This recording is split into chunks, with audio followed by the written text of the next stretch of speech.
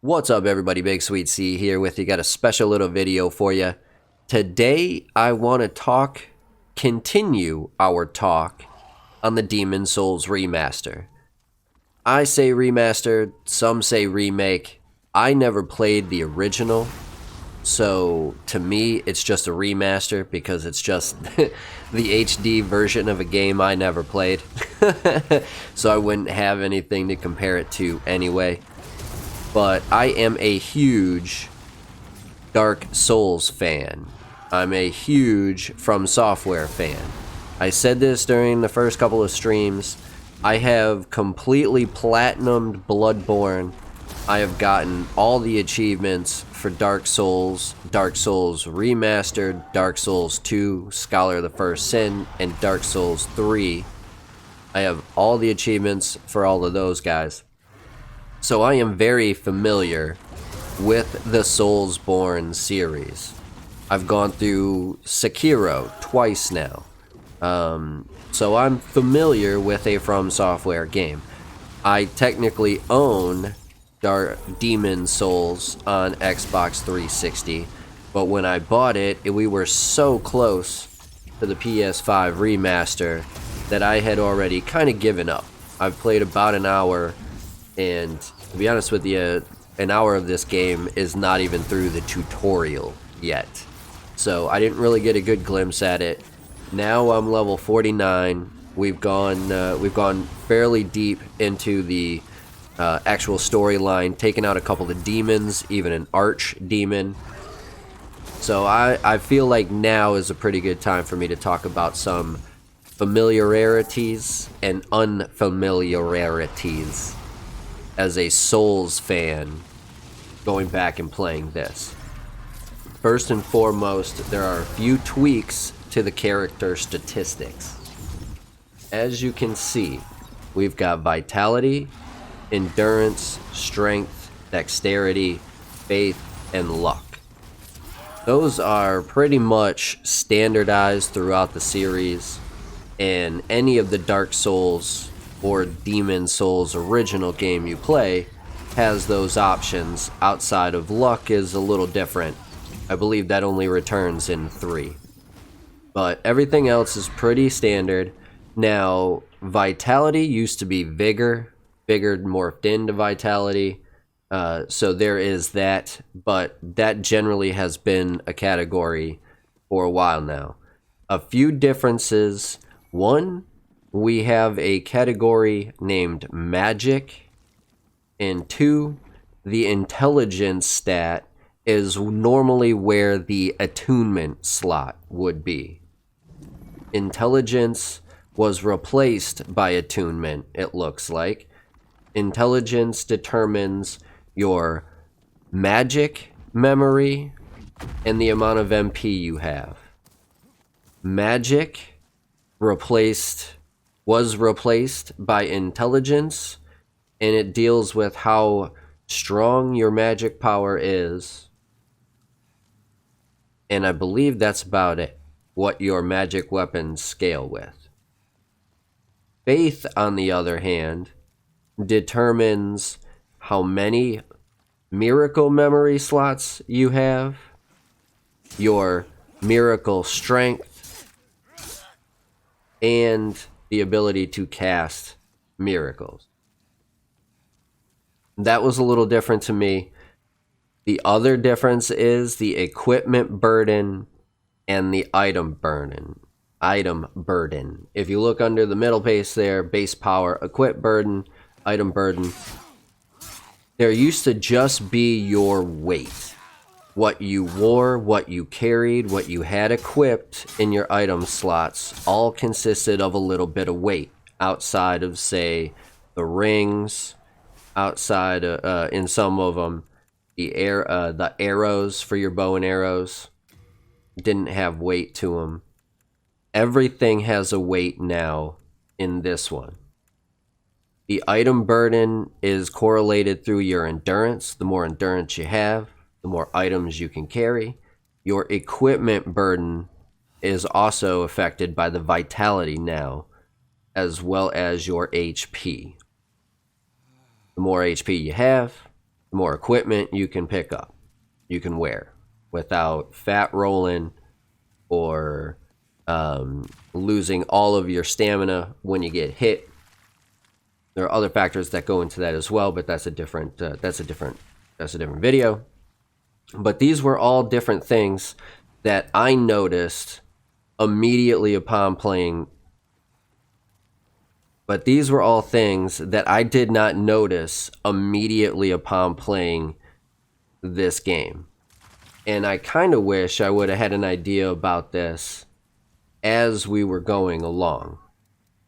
Because the item burden can actually kind of be a real pain in the butt if you're like me and you like to collect everything. Everything you have has a weight. If it's in your inventory, it has weight to it. So I try to keep as least amount of stuff in my inventory as I can. I've got 2 pounds worth of moon grass, a little over 3 pounds of half moon, and over 9 pounds of full moon grass. My archstone shard, my black pine resin, my kunai throwing weapons, they all have weight. Now, luckily, the souls that you pick up do not, so it's nice to be able to bank those guys. But your materials that you use to upgrade, they have a weight. You can't just carry it around like you used to. You'll even come across items that it will tell you you can't pick up because it'll put you over your item limit. Then you'll have to go and put stuff in your storage. Now, I don't know if this is an update from the original. Fortunately, at least you can send stuff to storage right from your inventory. You don't have to worry about going all the way back to the Nexus, dumping your stuff off, and then trying to get back to where you just were. Luckily, that's not the case. But having that item burden was a total flip-flop to me, and I wasn't prepared for it. Anyone who has played any Soulsborne games knows preparation is 90% of the battle. Having not known that when I went into the game, I probably would have played a little differently earlier on. Now, I'm not saying that had any real effect on my game playthrough at all, and it's not like I can't just create a new character if I really want to. That's not the point. The idea is I would like to know how to play the game. And so I'm passing this knowledge along to you guys because I think it would help you if you're a first-time player. Because this game, more than any of the other Souls games, in my opinion, has been the real test of patience. The other difference in this one compared to the rest, specifically Dark Souls 3, is the amount of, or lack thereof, bonfires in between levels. There are none. You've got your bonfire at the beginning of the level. You have the whole level up until the first boss. You beat the first boss, you get a bonfire. Then you have the whole second part of the level. Beat the boss, get the bonfire. Then maybe there's another part to it after that. As you go along, these tiers of levels get longer. The first one might not be too long. The second one might be mediocre long. That third one's going to feel like forever. With no break in between, save point, if you will, a respawn point. It can make everything in this game that much longer. And the enemies don't stop respawning. They're always coming back to life when you reset the level. So those guys you've killed 5 times, they're going to be there that 6th time. At least in Dark Souls 2, when you killed a whole bunch of them, they didn't stop. They stopped eventually. They stopped coming back to life, respawning. So you were able to just run past that area. Now, in my opinion, I think that was kind of a cop-out. But there were moments in time, because that was my first delve into it, that it really came in handy. In this one, that's not the case. Dark Souls 1, at least you kind of had checkpoints from here to there. The depths, for example, you had the one, you got down the depths, you had the bonfire. You went down into the sewers of the depths, there's another bonfire, then you've got the boss. Almost every level is set up that way. You've got the bonfire in the Duke's archives. It's in the prison cell, so you can't fast travel out of there. But you do have the rest point there, so if you die, you respawn there instead of wherever you were before. Then you have the bonfire in the library. Dark Souls 3 has got bonfires every 5 feet. So you can't really find a spot where you can't respawn right where you were. You don't have that luxury in this one. This one, you go 5, 10, 15, 20, 30, and a boss deep before you get a checkpoint area. Not everywhere has a really nice shortcut. There's not as many shortcuts in this one as there are in Dark Souls, the original Dark Souls. Or 2 or 3 for that matter. This is a truly grueling game in terms of you have to know what's coming, where it's coming from, and what it's going to do. That takes patience. That takes repetition. It's going to eventually do the same thing that it's supposed to do over and over and over again. But can you make it to that point where you understand the timing, what to expect, and when to expect it? There's points that I've been playing in this game that I've just generally gone, you know what? This might be it. I might just put my head up. I don't ever do that. I get to that point where I can talk myself into, okay, maybe I'll just calm down and and stop now. But I have friends that would generally give up and never play this game again because of that stuff.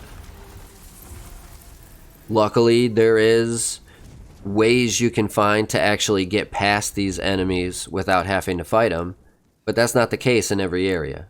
Some of these guys you generally have to fight over and over and over again, and then you get into the boss fight. Some areas have really nice shortcuts that maybe they don't, maybe there's nothing for the first boss, but this one helps you get to the second boss. So there are shortcuts in it, and if you can find it, you can find little ways around it. It really makes the game easier, makes it a lot more manageable. But if you're anything like me, I've gone in it completely blind. I haven't looked into anything like I generally like to do with all my games, and I've had to figure all this stuff out for myself. What really, really helps is looking at the signs. Never in any of the Souls games have I relied on other people's generally positive ideas than any of the other Souls games. I didn't even use them in Bloodborne. I hardly ever used them in Dark Souls 2 because I had my brother to play with on that one. Same with Dark Souls 3. Dark Souls 1 was... It was so old by that time, I had pretty much seen everything. That was a genuine surprise. But this was one of the games that, for whatever reason, was kind of... I don't want to say slept on, because that is not the right word. But it's not remembered as fondly as Dark Souls. Like, Dark Souls is the Souls game, for the most part. And so to go back and play this, and have it be in its original grueling style, I can see how that would turn people off. But I'm here to say that I think you should stick it out, because this game has been absolutely fantastic. Start to finish. I've gotten annoyed with it for sure, but for the most part, this has actually been one of the, in my opinion, more fair games that I've played from a FromSoft game. Anybody who's ever watched me stream for more than a few hours knows that at some point I'm going to say that the game is cheating me. It's just, that's how From Software games go. But this one seems to be the most well thought out. Well thought out is not the right term. Generally most polished version is what I should say. The parry system is fantastic. The 3D environment, the rolling. I have my qualms. For whatever reason, my guy, when I'm two-handed my rapier, he just misses. Can't seem to hit a god-darn thing. But for the most part, this has been the one that I've generally been like, wow, this is okay. This actually works really, really well. I'm sure a lot of that is because it's on the PS5 instead of the PS3 like it was originally, but they did a very good job putting this thing together. I have absolutely fell in love with this game, and I urge anybody with a PS5 to go out and buy this thing right now and get it while it's still hot.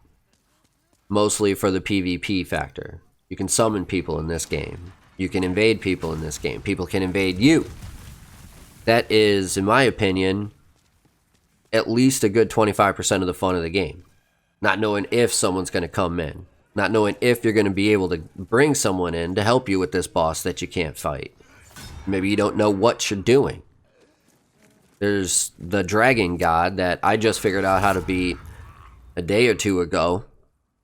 I had to figure it out all on my own, basically, but by being able to get summoned into someone else's world to watch what they do at first gave me ideas on what to do next. And then reading the messages really, really helped out. Really, really helped out. Way more than they ever did in the Dark Souls games for me.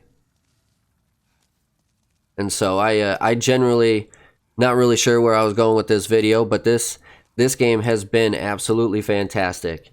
And I can't emphasize how much fun it's been for me, a guy who likes challenging games.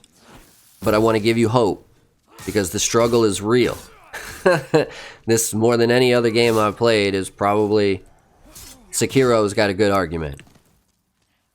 But this and Sekiro are easily the two games that have frustrated me more than probably any other game, up until this point. And it's been fantastic because of it. And I think you would enjoy it as long as you understand that it's going to be some work. There's going to be some work to it. You only ever play around with me on the streams, and I come in and I help you out. Maybe it's a little easier because you have somebody to play with. But in my opinion, I think these are meant to be experienced alone. And I encourage everybody, anybody, and everybody to do just that. Go out there and try these games. They're fantastic. I kind of phased out right there. I had a bunch of stuff to talk about, and I kind of said it all, and kind of came to the end before I realized I was wrapping this up. So I'm gonna do just that. I think you guys should jump onto the Demon's Souls remaster if you have a PS5. I think you should. And I'm highly encouraging you guys to do so. If you do so, find me on PlayStation, BigSweetC124. I'm always down to help people out with this game, or any of the other Dark Souls from Software games, including Bloodborne. I like Bloodborne a lot myself. If you haven't done so yet, please do me that favor. Hit that like button, hit that sub button, hit that notification bell so you know when I do drop a new video or go live. If you didn't like the video, do me a favor. Hit that sub button, hit that comment below. Tell me where I went wrong, why you think this is terrible, why no one should try this game. I generally do enjoy hearing what everybody has to say. And I thank you guys for the comments on the Xbox Series X versus PlayStation 5 review. I still stand by, I like the PS5 a little bit more in terms of value. But you guys make very, very good arguments as to why the Xbox Series X is absolutely worth being the one to pick. And I think you'll be okay with either one.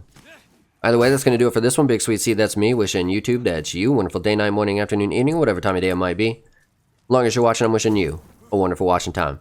Sweetness, signing off. Peace.